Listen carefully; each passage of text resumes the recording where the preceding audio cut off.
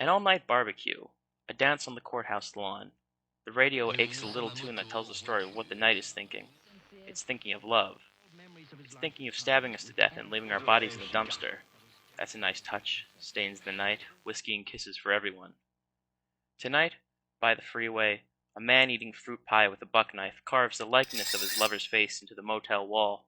I will like him, and I want to be like him. My hands are no longer an afterthought. Someone once told me that explaining is an admission of failure. I'm sure you remember. I was on the phone with you, sweetheart. History repeats itself. Somebody says this.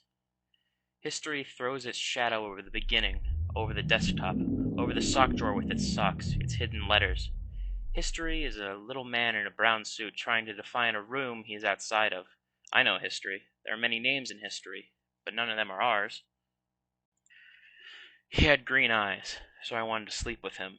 Green eyes flecked with yellow, dried leaves on the surface of a pool. You could drown in those eyes, I said. The fact of his pulse, the way he pulled his body in out of shyness or shame or desire not to disturb the air around him. Everyone could see the way his muscles worked, the way we looked like animals. His skin barely keeping him inside. I wanted to take him home and rough him up and get my hands inside him, drive my body into his like a crash test car. I wanted to be wanted, and he was very beautiful, kissed with his eyes closed, and only felt good while moving. You could drown in those eyes, I said. So it's summer, so it's suicide. So we're helpless in sleep and struggling at the bottom of the pool. It wasn't until we were well past the middle of it that we realized.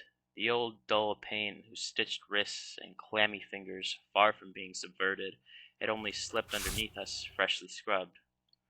Mirrors and shop windows returned our faces to us, replete with the tight lips and the eyes that remained eyes and not the doorways we had hoped for.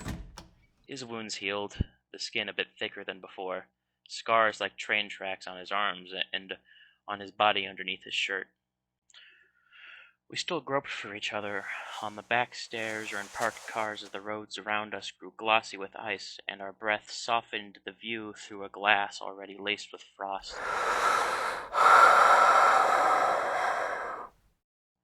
But more frequently I was finding myself sleepless. He was running out of lullabies. But damn if there isn't anything sexier than a slender boy with a handgun, a fast car, and a bottle of pills. What would you like? I'd like my money's worth. Try explaining a life bundled with episodes of this, swallowing mud, swallowing glass, the smell of blood on the first four knuckles. We pull our boots on with both hands, but we can't punch ourselves awake, and all I can do is stand on the curb and say sorry about the blood in your mouth. I wish it was mine. I couldn't get the boy to kill me, but I wore his jacket for the longest time. Memories of his life and times with energy.